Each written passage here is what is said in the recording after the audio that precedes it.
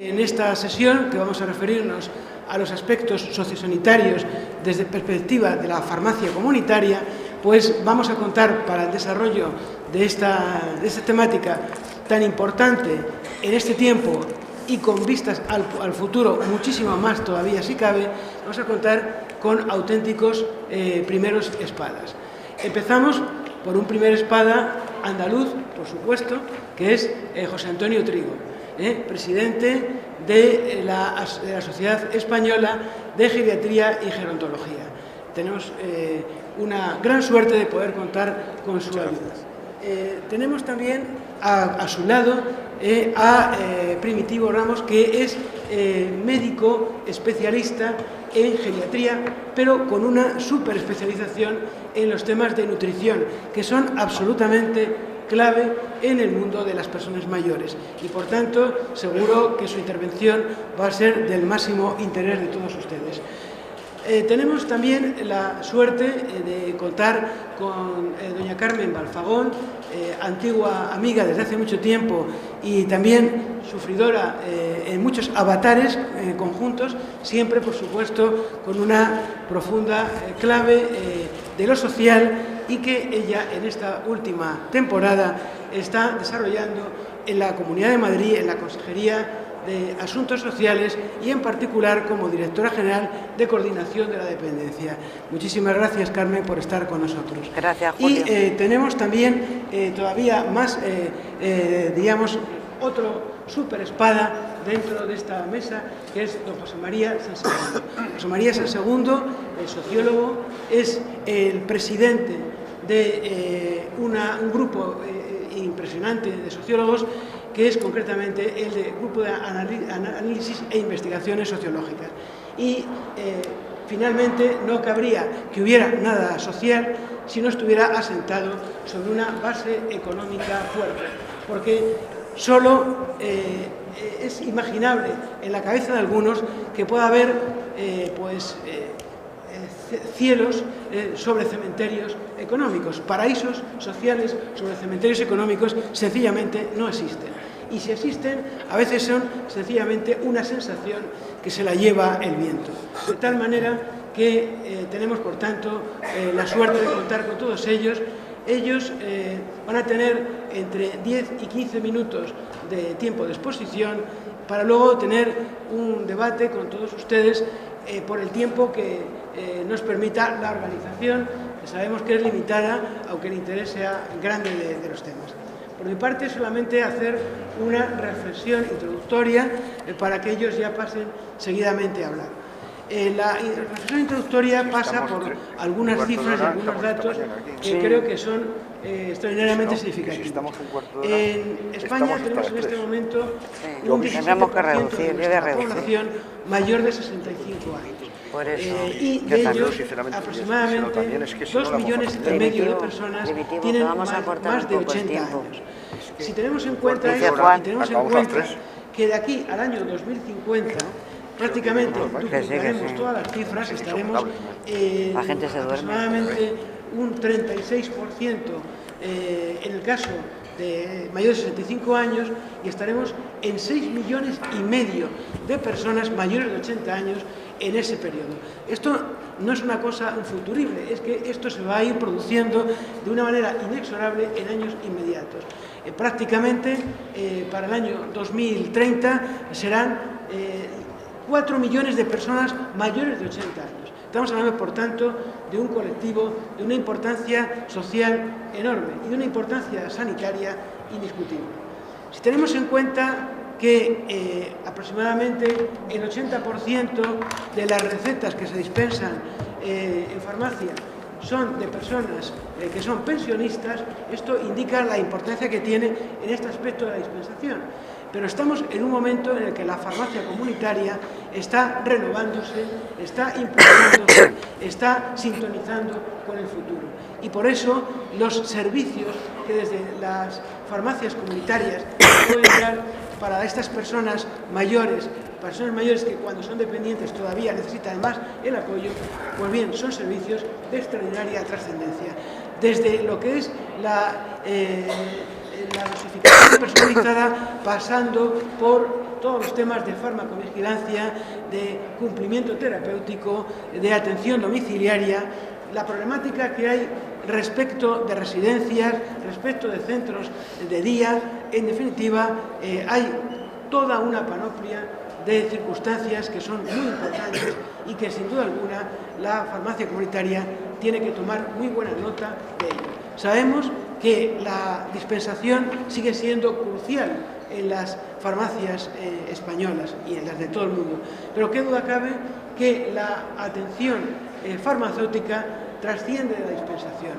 Tendremos ocasión de distintos enfoques que aquí en esta mesa se van a hacer, de ver cuánto la farmacia comunitaria tiene por delante, y también tengo que decir con satisfacción que lo percibo a diario, la gran voluntad que existe dentro del sector de estar al día y de estar no al día, sino con el futuro que pasa por los servicios sociosanitarios.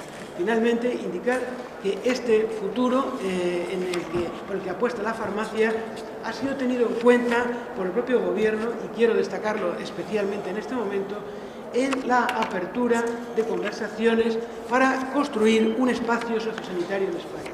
Como ustedes saben, a comienzos de este mes de marzo hubo un primer encuentro entre el Ministerio de Sanidad y las comunidades autónomas para iniciar lo que sería la estructura de un pacto sociosanitario en el que no solamente las administraciones sanitarias, sino todos los operadores sanitarios y sociales van a estar presentes. Y entre ellos estarán también el mundo farmacéutico. Expresa y concretamente se cita los servicios sociosanitarios farmacéuticos. Por tanto, no solamente está en el deseo y en las aspiraciones del sector, sino que también está en los objetivos que el propio Gobierno ha señalado en materia sociosanitaria. Sin más, ya pasaría la palabra, en primer lugar, a don José Antonio Trigo. Muchas gracias. Un derecho social consolidado, el envejecimiento y el que tengamos una tasa de envejecimiento alto es un logro social, no es un logro sensu estricto, no es un logro sanitario, es un logro común de la sociedad. Y esto lo hacemos con dos objetivos. Lo hacemos con un objetivo de aumentar la dignidad de la persona y aumentar su calidad de vida, y con un segundo objetivo, que es ensanchar esa vida que hemos conseguido que se alargue. Hasta ahora la ciencia y la técnica ha conseguido alargar la vida de las personas, pero nos tenemos que preocupar de mejorar su calidad de vida, nos tenemos que preocupar de ensanchar esa vida. Y me permito presentarles a esta colega norteamericana, a Linda Fried, que ya en 1980, con una hipótesis, nos contó exactamente lo que está ocurriendo hoy. Y ya nos hablaba, no en esos términos, del tsunami de la dependencia.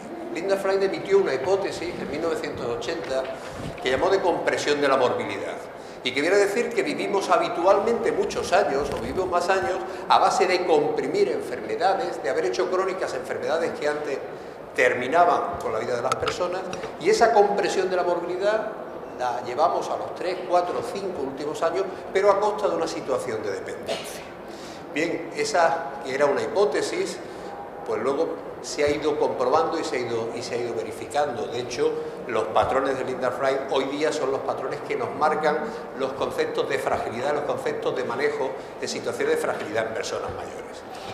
Y decía don Julio Sánchez Fierro que vivimos en un país que está casi rozando el 18% de la tasa de envejecimiento. Somos un país viejo, prácticamente el segundo de Europa. Nos andamos discutiendo siempre con italianos y con irlandeses el privilegio de ser el mejor, pero también hacían hincapié en una cosa esencial, y es que somos un país viejo, pero eminentemente muy viejo.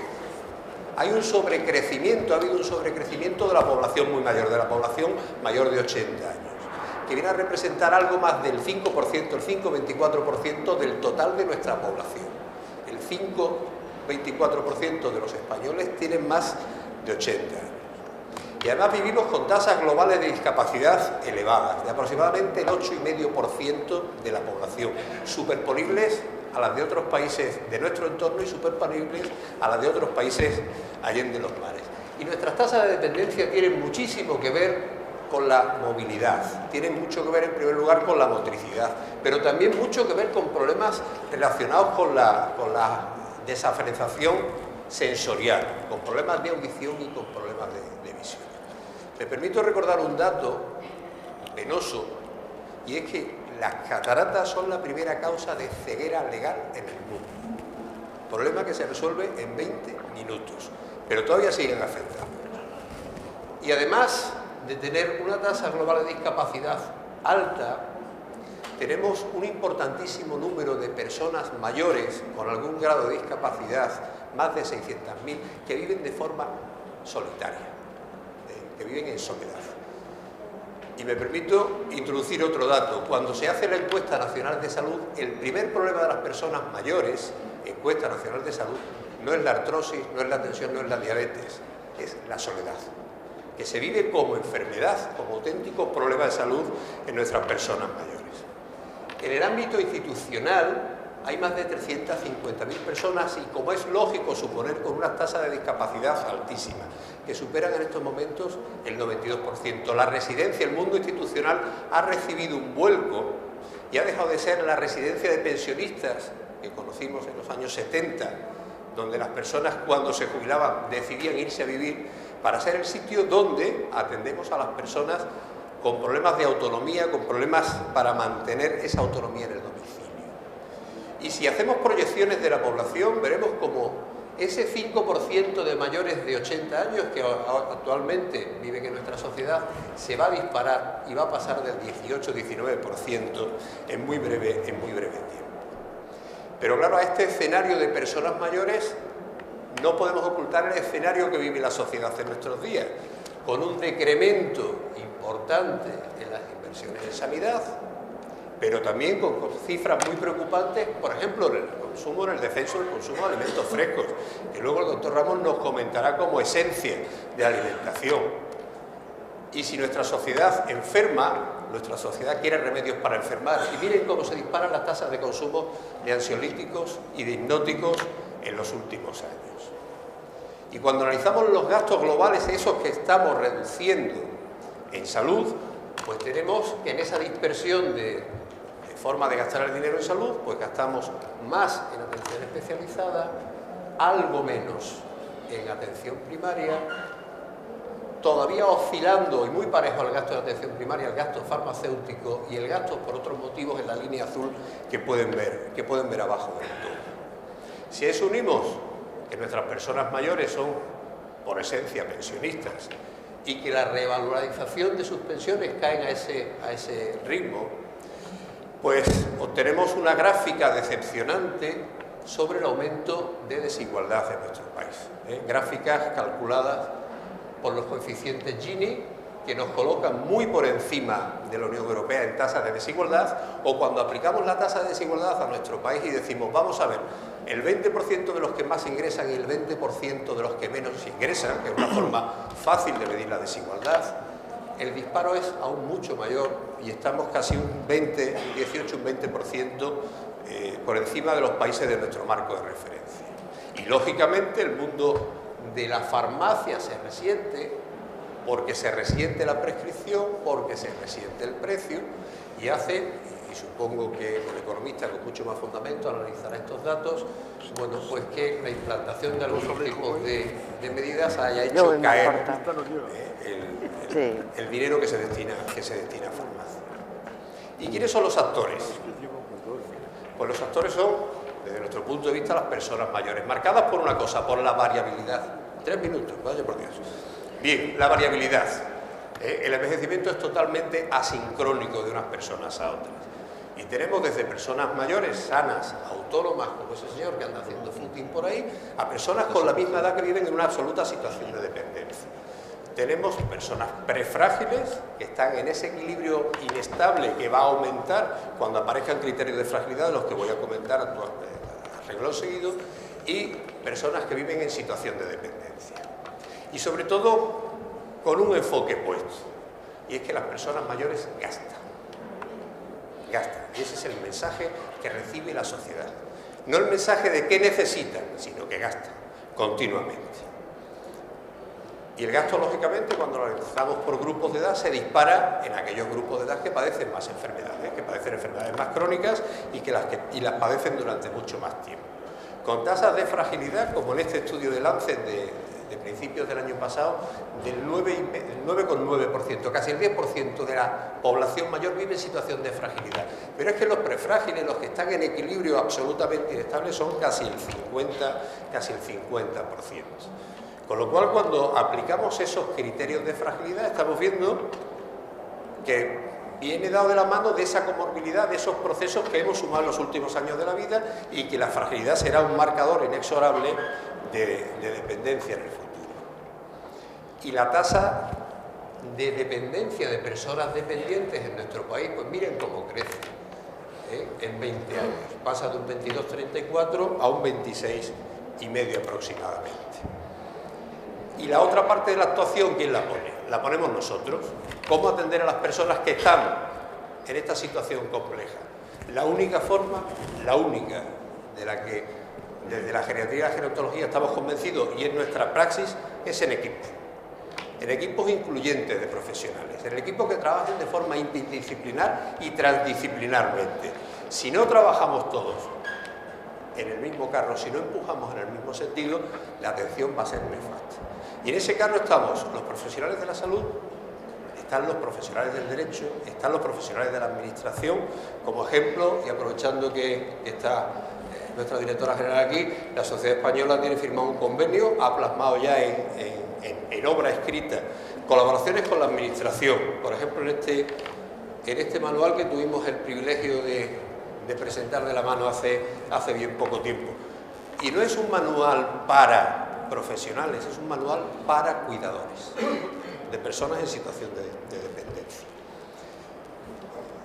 Yo les decía que no voy a cometer la osadía de decirles qué tiene que hacer una farmacia, evidentemente, no tengo ni idea. Pero sí que espero yo de la farmacia, que espera un profesional de la farmacia, de esa respuesta que hay en la farmacia desde la comunidad. Y lo primero y esencial es que sigan generando confianza. Son el elemento de confianza de la persona. Son el elemento de confianza de la persona mayor. Antes comentábamos, antes de entrar, sobre la prescripción. Los médicos nos hemos acostumbrado a cambiar la receta por el tiempo al paciente. Ustedes tienen el arma de la confianza, tienen el arma del tiempo para dedicar al paciente y tienen el arma del conocimiento profundo de la persona. Evidentemente eso tiene que ir de la mano, entiendo, de la cualificación técnica que tienen en cuanto a información, seguimiento de los tratamientos, en cuanto a generar alertas sobre un problema altamente prevalente en personas mayores, como son las interacciones o como son las reacciones adversas a medicamentos. Intervenir de forma conjunta con los equipos de salud, como un agente más de salud activa en los programas de promoción y prevención, fundamentalmente en nuestro ámbito, en aquellos dedicados a la promoción del envejecimiento saludable, de los que tengo bastante experiencia en mi ciudad, con un acuerdo con el Colegio de Farmacéuticos desde la administración donde trabajo.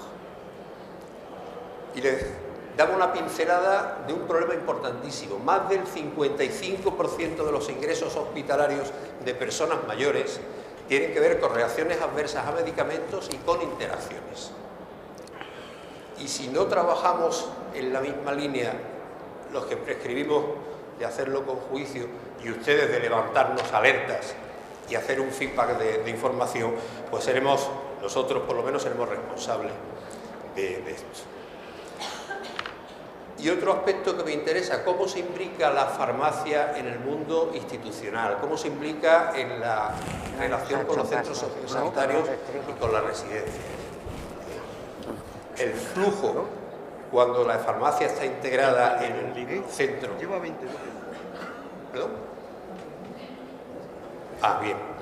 Bueno, pues sería integrarnos perfectamente en equipo, manejar conjuntamente las situaciones y en aquellos otros ámbitos donde desde los sociosanitarios se depende, como ya se está dependiendo en algunas comunidades autónomas, de la farmacia hospitalaria exactamente igual.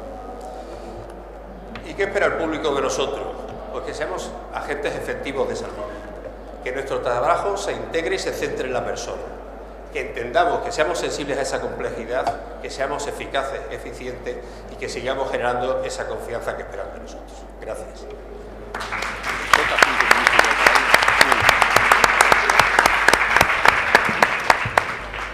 muchísimas gracias al doctor Trigo. Nos hemos quedado con hambre de haber seguido escuchándole, pero el tiempo es una variable imponderable. Tenemos varias posibilidades de seguir la mesa, pero yo voy a ser respetuoso al máximo con el orden de aparición en el programa, y por tanto en el programa aparece doña Carmen Balfagón, y doña Carmen Balfagón tiene la palabra.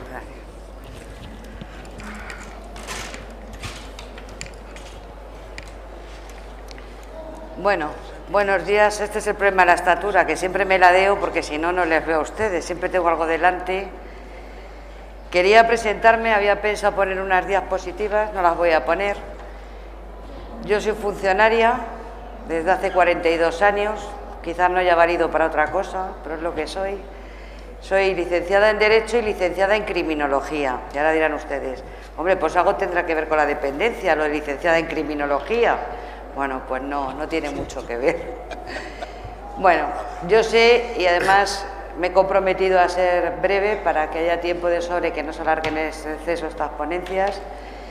Yo sé que cuando se habla de dependencia siempre hay algo que opinar,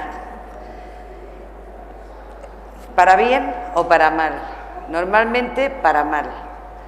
Yo creo que la sensación que tenemos cualquier ciudadano de la dependencia es que es algo que era un buen invento, pero que no está dando los resultados que se querían. Si a eso sumamos que evidentemente ha habido una crisis importante y la estamos todavía padeciendo, pues la sensación de dependencia pues no es buena.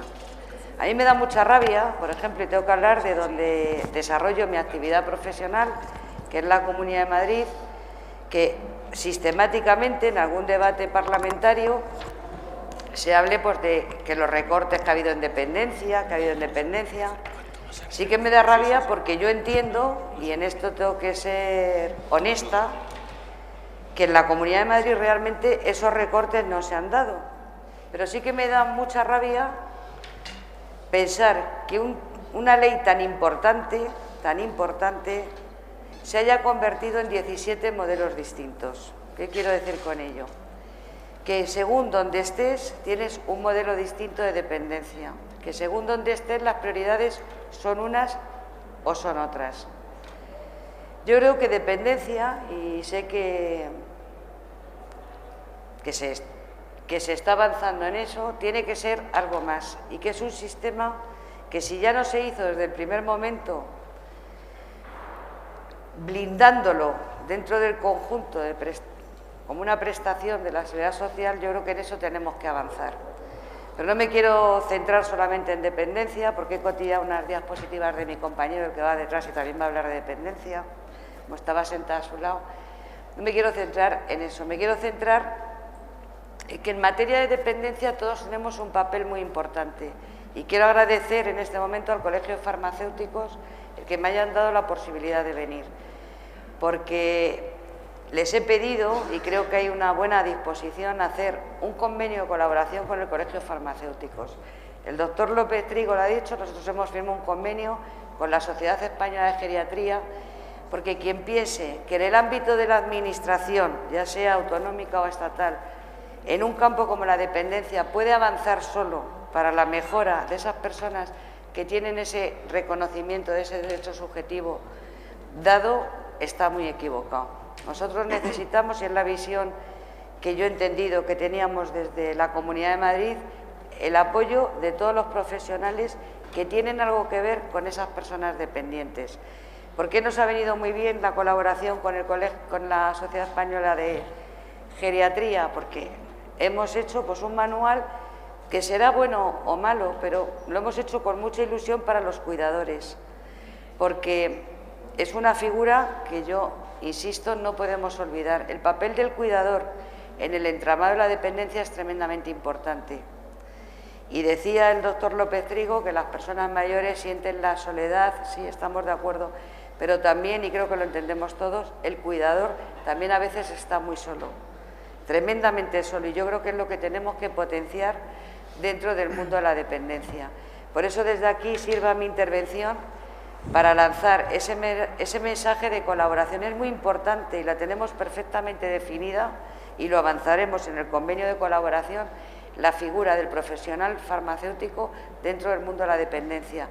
Precisamente, por lo que también ha dicho mi predecesor, de esa relación tan íntima que mantiene con la persona dependiente o con su propio cuidador, el tiempo que les dedica muchas veces a través de una oficina de farmacia a esa dependencia y a esa persona que está en situación de dependencia. Por eso yo creo que es importantísimo que el profesional de farmacia trabaje y se le integre en una ambiciosa y todavía para nada terminada de desarrollar ley de dependencia, lo que puede ser en una comunidad autónoma o en el resto de España. Quedo a su disposición en las preguntas que me puedan hacer. No me quiero extender más porque tampoco quiero que se entienda que aquí venimos en un papel de defender políticamente lo que estamos haciendo. Sí que quiero que se entienda que mi posición aquí es como una firme defensora de la ley de dependencia, pero que la ley de dependencia no es de ahora, no nació en el siglo XXI, viene de antes. Siempre hemos tenido dependientes en casa, que hemos hecho arbitrar los mecanismos para que esas situaciones que antes se llevaban en la soledad de las familias las compartamos y que haya una financiación como consecuencia del reconocimiento de un derecho subjetivo. Pero insisto, no puede ser solamente la relación entre la Administración y la persona que opta al reconocimiento de su derecho. O nos implicamos muchos más sectores, no solamente en desarrollar la ley, sino en ver la evolución y las consecuencias que puede tener el aplicarla de una manera o de otra. Y en este caso vaya mi invitación al Colegio de Farmacéuticos de Madrid. Muchísimas gracias.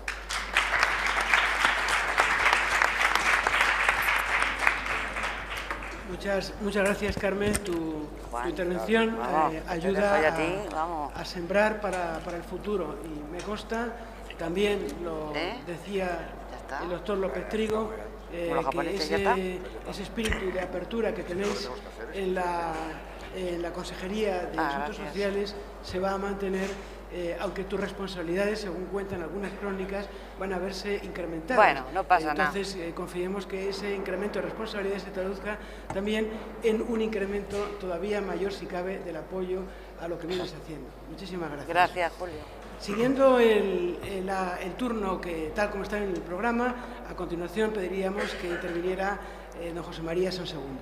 Muchas gracias. Mete un recorte. Buenos días a todos. Voy a intentar seguir la eficacia del anterior ponente y voy a intentar, perdonarme, adelantar cosas, simular cosas, inducir cosas. Si queréis más información, la tendréis.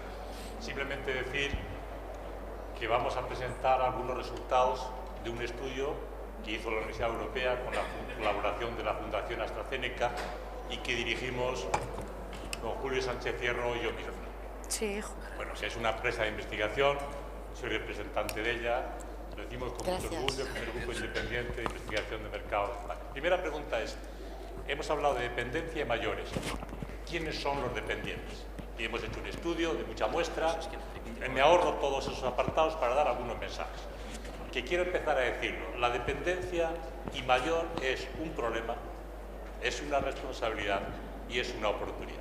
Vamos a estructurar en esos tres apartados, problema, responsabilidad y oportunidad, todo lo que hemos dicho. Simplemente decir, la persona dependiente, básicamente, como prototipo, es una mujer mayor de 80 años. Esa es la persona dependiente. 80 años y mayores. Los hay por debajo, pero básicamente son esos. Seguimos. ¿La gente cree que la dependencia es importante o no? Le preguntábamos a la sociedad la importancia que daba la sociedad. ¿Está preocupada la sociedad con la dependencia? Sin duda. Dice aquí, la atención de la dependencia es un tema de vital importancia para la sociedad española. Sin duda lo es. Nos preguntábamos también, ¿la atención a la dependencia es un tema que en el futuro se convertirá en un problema? También. Tema de vital importancia que se va a convertir en un problema. No hay ninguna duda, el 90%, 95% de los encuestados afirman eso. Por tanto, hemos dicho un problema. Segundo, ¿ese problema tiene solución? Pues por ahora. Le proponíamos a la gente que en el futuro los servicios públicos no puedan cubrir las necesidades de toda aquella persona dependiente. Dice, seguro que no puede. Que no haya dinero, seguro que no lo va a haber. Por tanto, Primer mensaje, esto es un problema clave de la sociedad. Segundo, las autoridades públicas, los servicios públicos y el dinero público no van a llegar ahí. Segundo mensaje que nos decía. Bueno, decimos sociológicamente, ya está la gente con la cabeza caliente y tiene los pies fríos o no, se mueve o no, pues no se mueve. Es la figura perfecta de personas con la cabeza caliente y los pies fríos. ¿Ha hecho usted algo? Nada. El 61% de los dependientes dicen que no han tomado medidas para prevenir esa situación, el 34% sí. En los no dependientes, en los potenciales dependientes, personas mayores de 55 años, tampoco. Y ese 20 y tantos, 30 y tantos % que dice que ha tomado alguna medida, ¿qué medida ha tomado? Por recurrir a la ayuda familiar. Por tanto, no son medidas. No son medidas. Ahorrar dinero, planes de pensiones, ahorrar dinero, recurrir a la ayuda. O ahorrar o pedir ayuda a los familiares, para los que dicen que sí que se han previsto. Por tanto, teníamos un problema, no hay responsabilidad sobre ese problema, no somos suficientemente responsables y además pedimos ayudas. ¿Qué ayudas pedimos? Y luego lo veremos. Primero, atención sanitaria. Un dependiente mayor vive de la atención sanitaria, es su cordón con la vida. Segundo, servicios sociosanitarios. Necesita muchos servicios para él. Y tercero, ayudas económicas. Fíjense que es el tercer nivel. Primero el médico, luego los servicios sociosanitarios, luego posibles ayudas para buscarme de cuidadores no profesionales. Igual en los dependientes que en los potenciales dependientes, entendiendo que potenciales dependientes son personas que están cerca de la jubilación. Menores de 70 años que están cerca de la jubilación. Le hemos ofrecido, y fíjense ustedes como representantes de la farmacia comunitaria, las cosas que aparecen. Nos hemos dicho, ¿este tipo de ayudas le podrían interesar a usted, sí o no? La atención en el domicilio por parte de los familiares. Leo solo lo que dicen los dependientes. Los datos son parecidos. La atención en el domicilio, totalmente. Disponer de orientación sanitaria para mejorar su salud y prevenir enfermedades, totalmente. Visitas a domicilio del personal sanitario, totalmente. Conexión telemática, totalmente. Disponer de ayudas, totalmente, servicio de teleasistencia, etcétera, etcétera. En definitiva, una absorción de cualquier tipo de ayudas. Esa mezcla de soledad, dependencia, mayor y necesidad hace que cualquier ayuda que contribuya sea bienvenida y estén dispuestos a entrar por ella. Y desde ahí planteábamos 3 conclusiones y yo termino ya. Decir primero, un reto para el sector. Disponer de orientación sanitaria para mejorar su salud y prevenir enfermedades proporcionada por su médico u otros profesionales. Primera ayuda que necesita. Conexión telemática o un servicio de atención sanitaria, un equipo médico para controlar y supervisar su salud. Visitas a domicilio. Las 3 grandes ayudas, 3 necesidades de cubrir y 3 oportunidades de desarrollo. Decíamos, es un problema, es una responsabilidad, es una oportunidad. Y desde ahí decíamos, el conjunto de servicios sociosanitarios tiene que cubrir una demanda que crece exponencialmente y que desborda las oportunidades públicas y las posibilidades públicas. Y la farmacia comunitaria enfocada a la farmacia asistencial puede jugar un papel tan necesario como importante. Decíamos también, sabemos que la dimensión de la dependencia va a superar a los poderes públicos y que los ciudadanos no tienen una actitud muy previsora. Además, los potenciales dependientes no quieren ir a residencias. En el estudio, si ustedes quieren acceder, que se lo podemos proporcionar, los potenciales dependientes quieren estar en casa. Y nos preguntamos, ¿la farmacia comunitaria se está preparando? ¿Cómo se pasa del diagnóstico del problema a la acción del problema? Y a partir de ahí volvíamos a hacer preguntas, perdónennos, pero eran las preguntas que se nos ocurrían a los sociólogos, a los hombres de marketing ante un tema sanitario. ¿Se han identificado los servicios que se pueden prestar?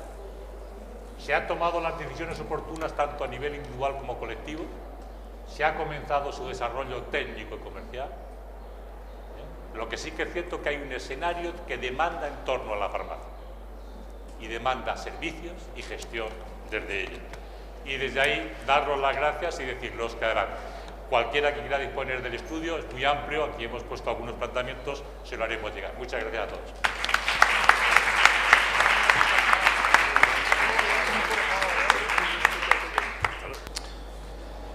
Bien, buenos días.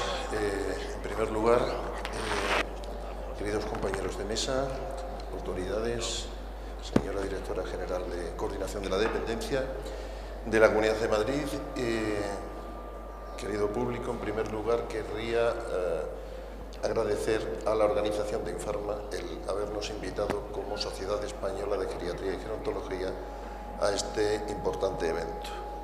Este importante evento y a esta mesa en concreta que trata de resaltar la posición o el papel del farmacéutico en la atención sociosanitaria. Cuestión que, en mi condición, además de pertenecer a la Sociedad Española de Geriatría y Gerontología, en la que en el momento actual soy secretario general en la junta de mi compañero, el presidente doctor López Trigo, tengo la oportunidad también de compartir junto con algunos compañeros que tengo aquí en la sala y amigos, como mi compañero el doctor Hilario Hernández y el doctor Juan Carlos Bando, de trabajar conjuntamente con el Colegio de Farmacéuticos de Madrid. Y puedo decirles y puedo ponerlos como ejemplo de vocación hacia una apuesta por atención de lo sociosanitario. Concretamente, podemos dar fe de la gran cantidad de trabajos y proyectos con vuestro secretario general, don Luis González, persona que reivindica el espacio sociosanitario para el farmacéutico.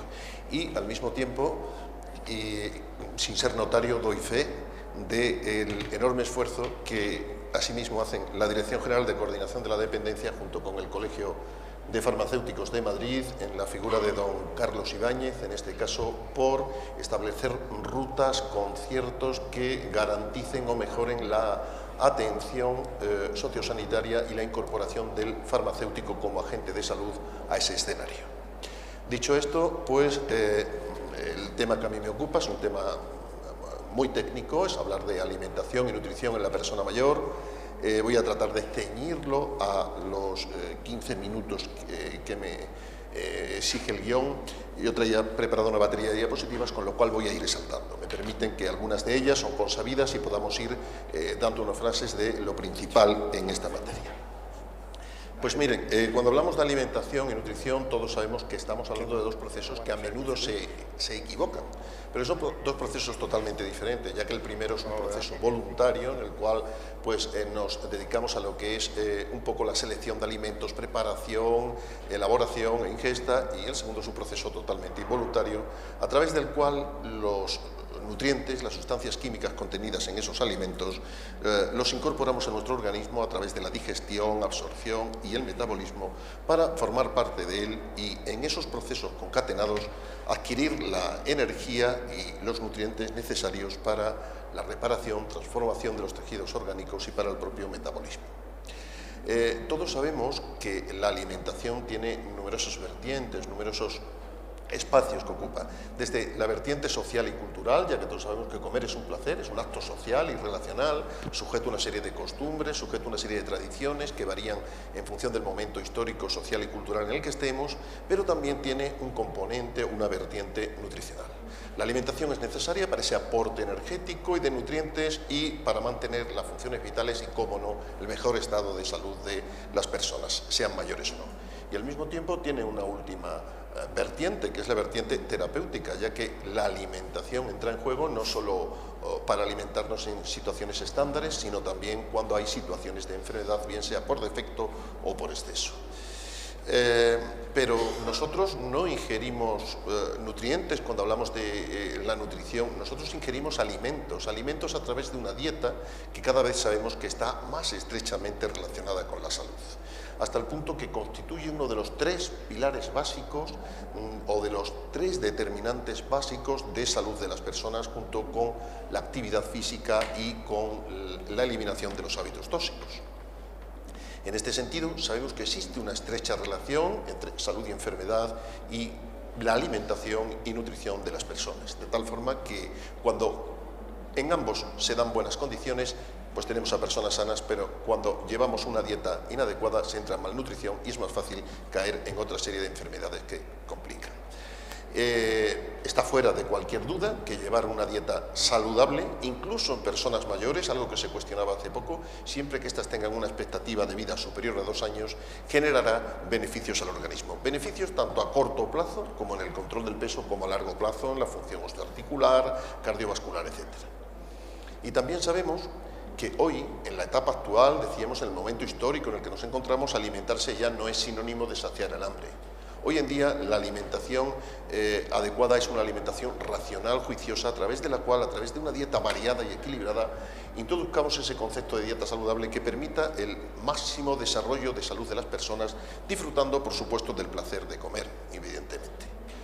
Pero en los mayores, a menudo, todo esto tiene una serie de complicaciones. Complicaciones por su propio comportamiento alimentario, complicaciones porque el hecho de envejecer produce cambios fisiológicos y patológicos que impiden que el proceso de la alimentación y la nutrición puedan llegar a ser todo lo óptimos que puedan ser en un adulto.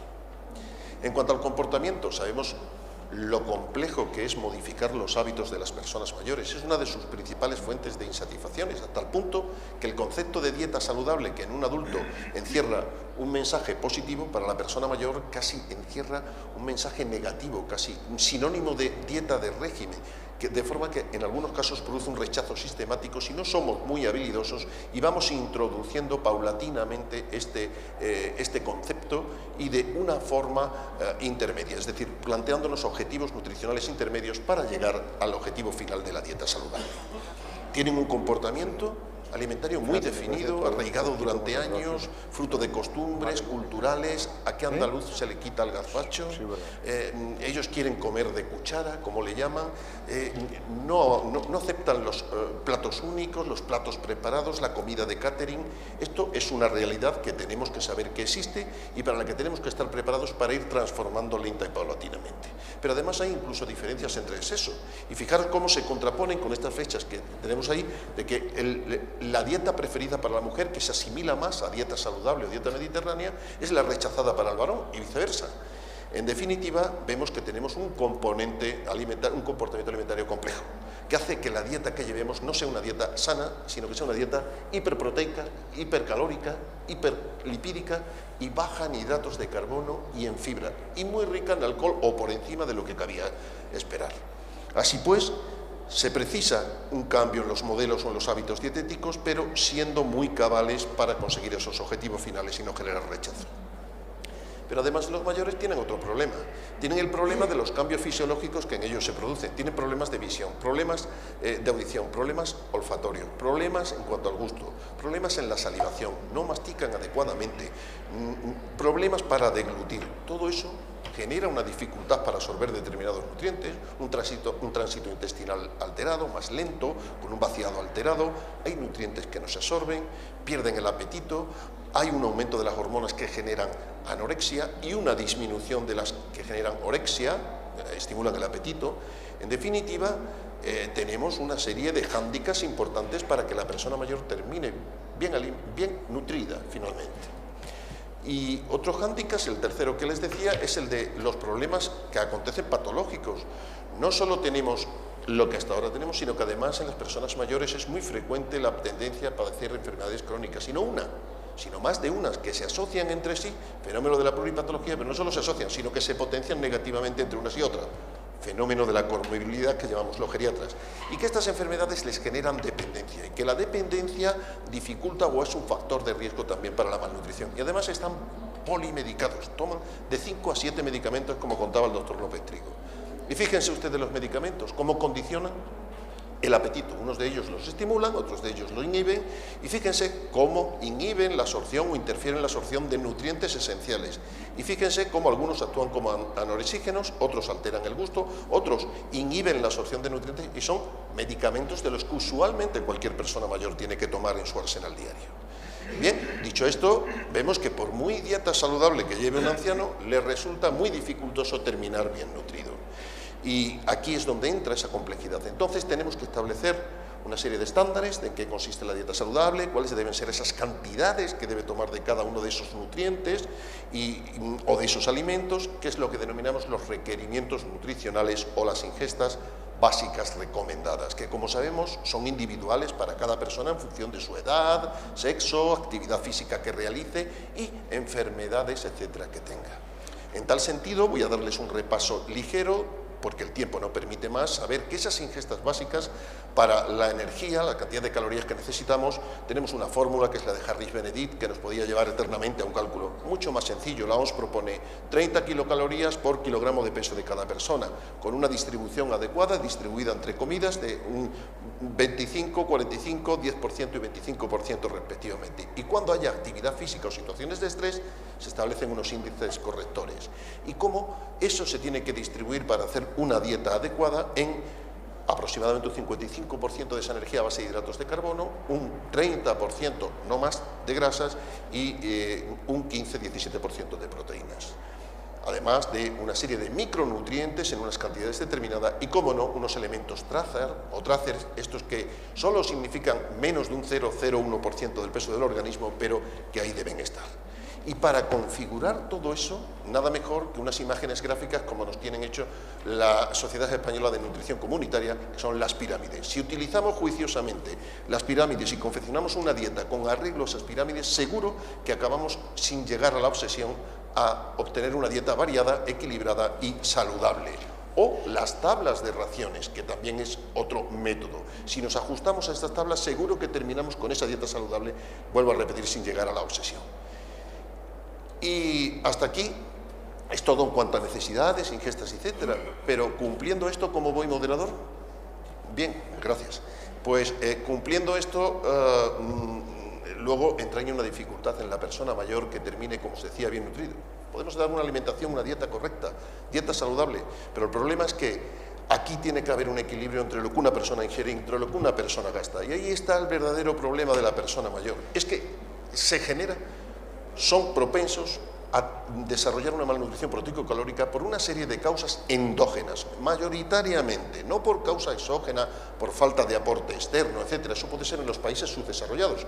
En los países desarrollados, afortunadamente, la dieta que se da es una dieta equilibrada, mayoritariamente, e institucionalmente. El problema que tienen es que esas personas, como consecuencia de todo lo que he contado, de la pluripatología, de la comorbilidad, de la polimedicación, de las interferencias que se producen, de su grado de dependencia, acaban con una malnutrición por las enfermedades, especialmente de demencia.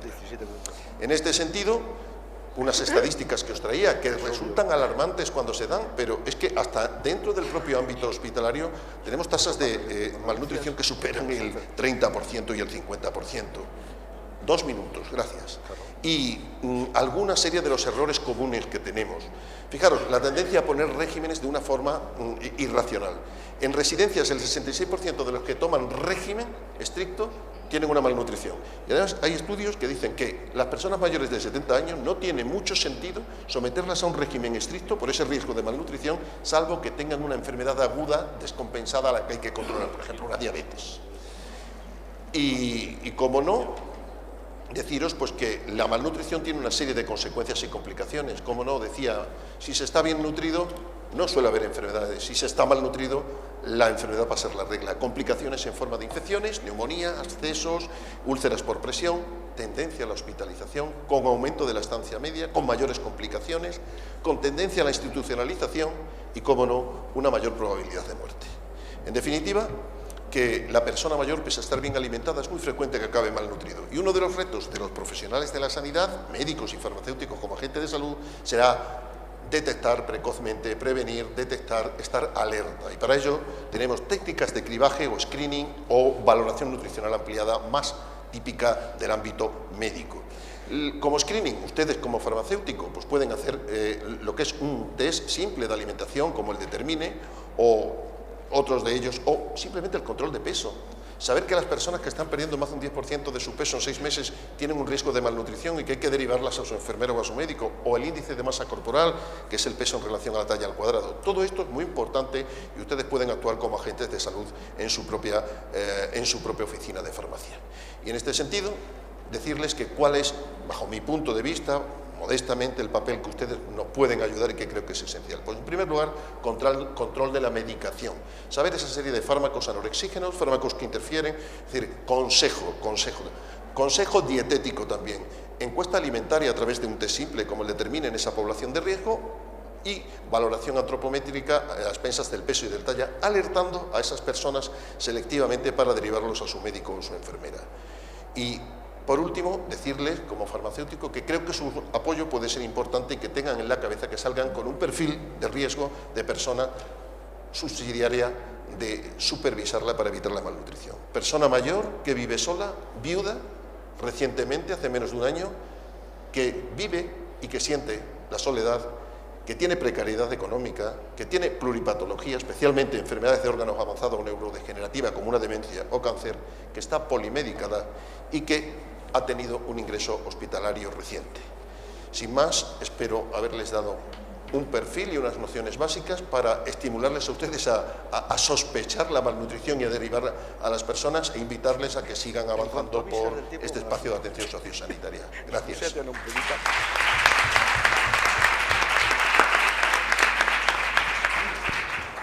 Muchísimas gracias al doctor Ramos. Creo que ha sido interesantísimo lo que nos ha señalado y abre también unas líneas muy importantes dentro de lo que es el Consejo Farmacéutico. Y para poner las cosas sobre el suelo de la realidad, pues tenemos la suerte de contar, yo creo que uno de los mejores, por no decir el mejor economista que podemos poner encima de cualquier estudio. Y evidentemente ese no puede ser otro que don Juan Irán. ¿Cuánto he echado? 12 Muchas minutos. gracias. ¿Cuánto he echado? 12 minutos. Yo quiero mostrar mi enorme satisfacción por ¿Sí? estar por vez primera en este magnífico Congreso Europeo de Oficinas de Farmacia y respondiendo precisamente a la pregunta que se nos ha formulado: ¿cuál es el papel que pueden jugar las oficinas de farmacia en un país que tiene una larguísima esperanza de vida? Pero no hay que plantearlo como un problema, sino como una gran oportunidad. Pero como todas las oportunidades, para beneficiarnos de ellas, hay que responder adecuadamente. Y no siempre estamos respondiendo adecuadamente. Evidentemente, todos tenemos que analizar nuestra vida desde el punto de vista del ciclo vital, no desde un momento concreto. ¿Y saben ustedes cuánto vivimos en España en este momento de media? 725.000 horas, que son 83 años. De esas 725.000 horas, uno de cada dos ciudadanos trabajamos, ¿saben ustedes cuánto? 56.000. Con el 8,5% del esfuerzo de una persona a lo largo de su vida, es difícil que se mantenga per se esa persona y que mantenga a 1,1 más que jamás va a trabajar. Porque en el momento que mayor número de ocupados hemos tenido en nuestro país, éramos 20,5 millones de cotizantes y se estimaba que vivíamos en España 43-44 millones de personas. Por tanto, evidentemente, aquí está la primera de las respuestas. Todo nuestro análisis lo tenemos que hacer a lo largo del ciclo vital. Y es lógico, mejorando además la calidad de vida, las condiciones de trabajo, plantear, como se ha hecho hasta hace poco, hasta que ha quebrado el sistema en algún país, como ha ocurrido en Holanda, adelantar la edad de jubilación. No, yo creo que lo que hay es que responder racionalmente a los retos. La segunda pregunta que nos tenemos que plantear: ¿vamos a vivir más o menos? Porque este es un debate que a mí me parece un poco absurdo, pero se plantea. Evidentemente, por todo lo que se está diciendo aquí, vamos a vivir más. Porque hasta ahora el alargamiento de la esperanza de vida ha respondido a razones básicamente de higiene, ya de salud, pero ahora va a responder a razones de alimentación, de avances farmacológicos y de tratamientos. Y por tanto, nuestro sistema cada vez va a ser más un sistema de enfermedades crónicas y no de enfermedades agudas. Pero por dos razones. Porque los mayores cada vez tienen más enfermedades crónicas. Los mayores de 65 años tienen como media padecen dos enfermedades, los mayores de 75, 3. Pero es que además los avances médicos y sobre todo los avances farmacológicos, ¿en qué dirección van en la dirección de convertir enfermedades agudas, casi mortales, en crónicas. Y por tanto, ¿eso es un problema? No. Es una oportunidad, es un beneficio para todos, pero hay que responder adecuadamente a esa realidad. Por tanto, lo primero que detectamos, y tuve el honor, gracias a Julio y al presidente de la Comisión, Julio es el vicepresidente nacional de Sanidad, de coordinar el informe sobre sostenibilidad del Sistema Nacional de Salud. Evidentemente hay que pasar de un sistema de enfermedades agudas a un sistema de enfermedades crónicas, evidentemente, con todo lo que eso significa. En segundo lugar, Además, hay que tener en cuenta que cuando aumenta más la esperanza de vida, dado que los 2 últimos años de vida se realiza la mayor parte del gasto sanitario, pues mayor va a ser este. Por tanto, todo lleva a que tenemos que racionalizar y responder adecuadamente a esta oportunidad, no a este problema, que es vivir más. Y por tanto, la idea es optimizar todos los recursos disponibles, públicos, privados, pero no solo del sistema de salud, sino también todos los recursos. Por tanto, el primero, ¿qué es lo más rentable desde el punto de vista económico, pero también para el mayor? Vivir en su casa o en la casa, en su hogar o en el hogar de un familiar. Y en este sentido, las tecnologías de información y comunicación van a favorecer, y están ya favoreciendo, pero tienen mucho recorrido por delante para todo el asunto de la teleasistencia, telemetría, etcétera, etcétera. Por tanto, parece que lo más adecuado, les ha debido ilusionar que vamos a vivir más, porque me han puesto música, ¿no?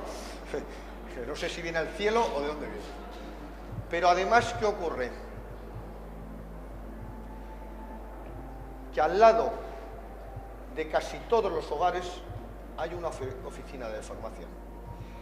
Después de la banca es el sistema más capilar, la banca y después la farmacia comunitaria que tenemos en nuestro país. El 98% de los ciudadanos podemos ir prácticamente caminando, depende de nuestra independencia o dependencia, a una farmacia comunitaria. Por tanto, la clave es utilizar ese valor. Y los demás, pero lo que nos ha traído aquí y ahora es ese valor. Y de hecho, GlobalNet, ayer presentando esta mesa, antes de ayer, hablaba, la botica debe atender a la demanda social. Pues sí, yo voy a responder a la demanda social y económica, porque claro que puede responder. ¿Qué tenemos? Una red de 22.000 farmacias, con una enorme capilaridad, pero es verdad que farmacias, muchas de las cuales tienen gravísimos problemas económicos. Nosotros hemos analizado que como consecuencia de la caída de los márgenes y caída de las ventas, y sobre todo de productos al margen del Sistema Nacional de Salud, el margen medio de una farmacia con 3,2 empleados, que es la farmacia media española, es de 42.000 euros al año, incluyendo costes financieros de retraso de pagos. Por tanto, evidentemente, 3.000 farmacias tienen graves problemas. ¿Qué es lo que tenemos que mantener? La capilaridad, la existencia de esas farmacias. Porque es verdad que España tenía un exceso de oficinas bancarias, 40.000, y ha cerrado 10.000. ¿De qué se están quejando en el norte de España, sobre todo en Galicia? De la desbancarización, de la falta del servicio bancario directo. Por tanto, este activo hay que preservarlo. ¿Cómo? No tocando más a la baja esos márgenes y dándole nuevas oportunidades muy vinculadas a los mayores, pero pagándoles por ella, claro. Ya está bien de realizar 80 millones de servicios gratuitos, que también, pero lógicamente hay que ingresar. De tal manera que, ¿qué ofrece la farmacia aparte de la capilaridad?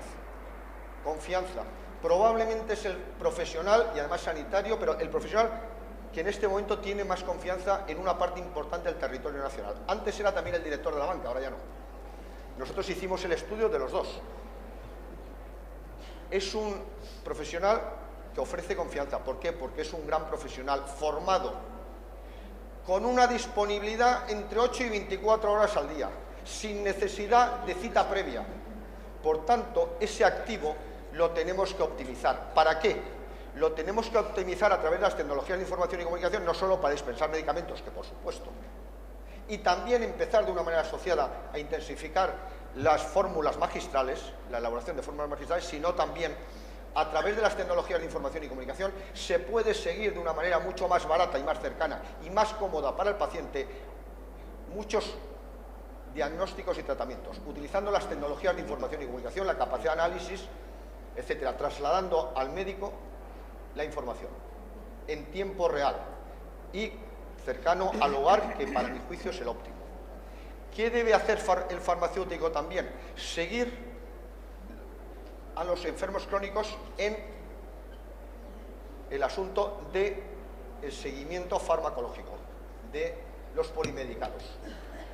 Es mucho más cómodo y fácil para el paciente, que no tiene que desplazarse a un lugar de asistencia primaria, a un centro de asistencia primaria, pero además, ya en un estudio que hemos hecho, basado inicialmente en uno que se hizo en Australia, hemos estimado que seguir por parte del farmacéutico, que conoce muy bien además a los ciudadanos la polimedicación, es verdad que apenas ahorra medicamentos, 0,15%, nada, no ese es el objetivo.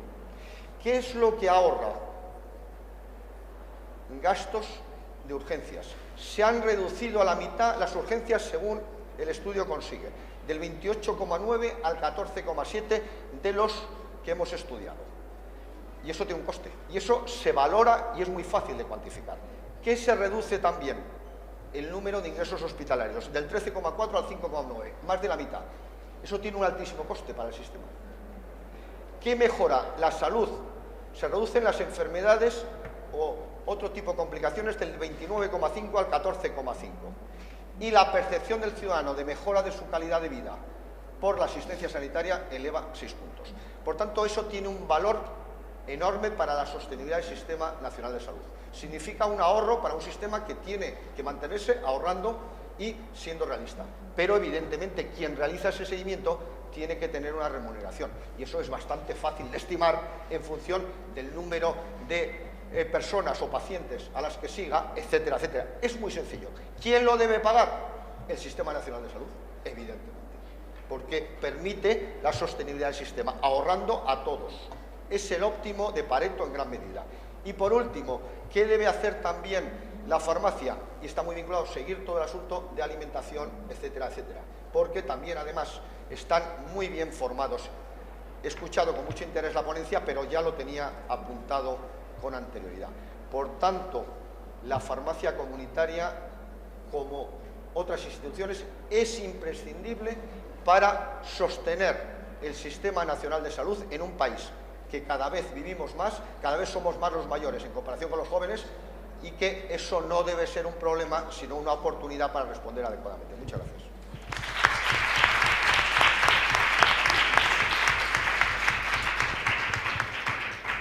Resulta complicada la situación, dado que estamos en el entorno de las 2, que es la hora que estaba previsto terminar. Esto quiere decir que podríamos admitir 2 o 3 preguntas para luego hacer una especie de conclusiones de carácter general de esta mesa. De tal manera que, si ustedes lo desean, pues hay preguntas. Si desean que haya muchas, no va a ser posible, pero si son pocas, pues podremos tratar de acomodarlo al tiempo. De tal manera que ustedes nos dirán.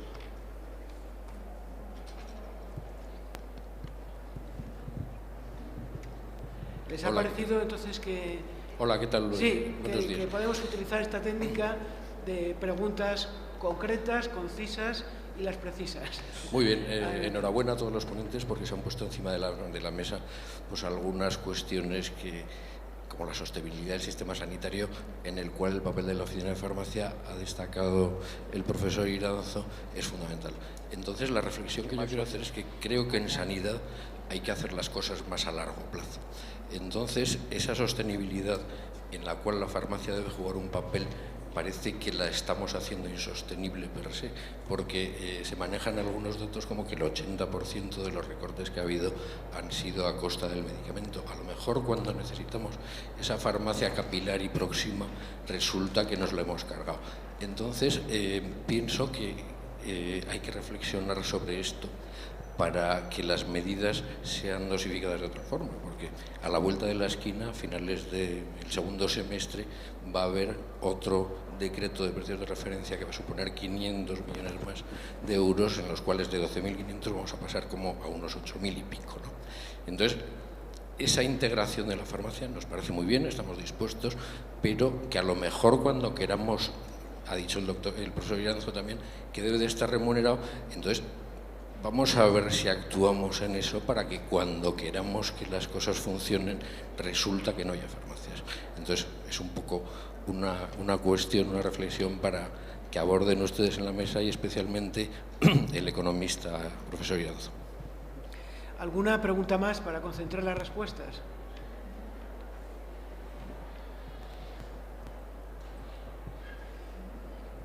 Bien, pues si les parece, yo invitaría a cualquiera de los miembros de la mesa para que contestaran a esta pregunta.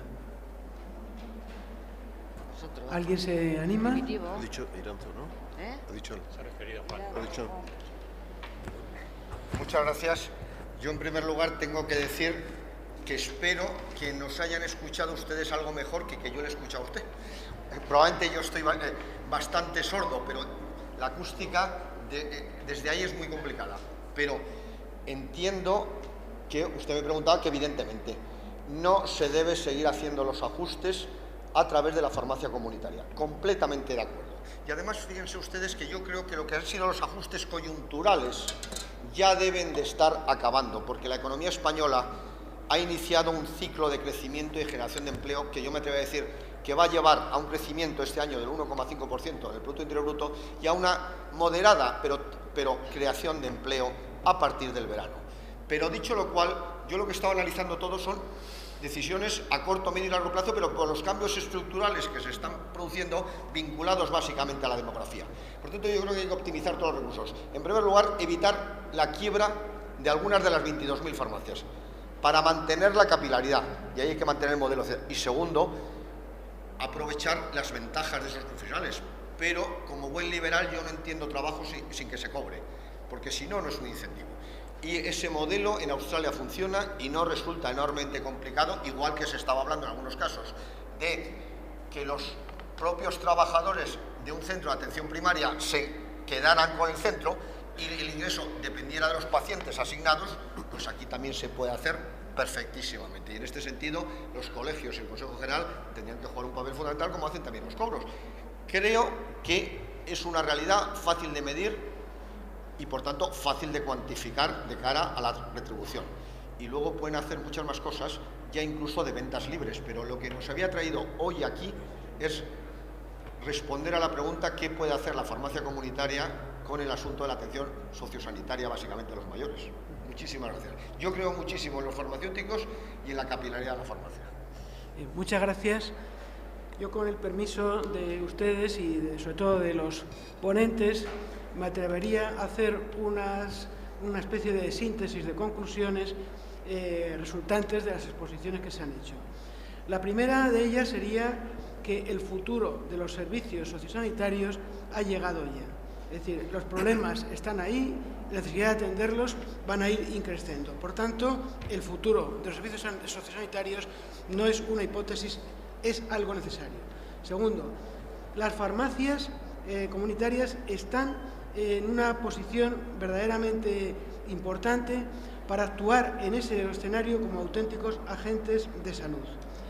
Es necesario dimensionar la importancia de esos servicios sociosanitarios para, evidentemente, evitar dificultades en lo que se refiere a su viabilidad económica. Hace falta identificar cuáles deberían ser esos servicios sociosanitarios de carácter farmacéutico, no en base a voluntarismos, sino en base a estudios profundos en la línea que señalaba José María San Segundo, es decir, con criterios de realidad y, por tanto, también saber lo que pide, por así decirlo, el mercado o la atención de los pacientes. Después, otra conclusión es que es necesario para los servicios sociosanitarios tener en cuenta la dimensión profesional, la formación y la especialización. Después, tener en cuenta que la atención farmacéutica tiene un punto de referencia crucial, que es el medicamento, pero que hay otra serie de servicios, entre ellos se han mencionado los del ámbito de la dietética y de la nutrición, que son cruciales y cada vez más importantes. Otra conclusión es que si es importante la atención sanitaria y en particular la farmacéutica en la propia farmacia o en su caso en residencias o en centros de día, sin embargo, la atención domiciliaria va a tener una importancia todavía mayor porque el lugar de referencia para las personas mayores preferentemente es su domicilio. Otra conclusión es que el trabajo sociosanitario de las farmacias no es un trabajo que haya de realizarse en solitario, sino debe ser un trabajo en equipo con el conjunto de los profesionales sanitarios y con las estructuras de salud. Después, que los servicios sociosanitarios deben estar orientados a apoyar al paciente, sobre todo al paciente que vive en soledad, pero también de apoyo a la familia. También es evidente, es otra conclusión clara, que para que la farmacia comunitaria pueda desarrollar con acierto y con la efectividad que se desea y con la calidad que se desea, esto debe contar con el apoyo de los poderes públicos, un apoyo sostenido, no un apoyo episódico, un apoyo que debería estar reflejado en los planes de salud de las comunidades autónomas y que debería ser respaldado en base a conciertos y en el que, evidentemente, los colegios profesionales tienen muchísimo que hacer y muchísimo que decir. Por otra parte, decir que, como todos los mandamientos que se encierran en dos, pues yo diría que aquí toda esta serie de planteamientos se encierran quizá en solo uno, que me parece que es crucial, y es que el servicio sociosanitario de la farmacia es un servicio, y va a ser, sobre todo en el futuro, un servicio sin listas de espera, sin cita previa, 365 días al año y siempre cercano a los pacientes. Muchas gracias.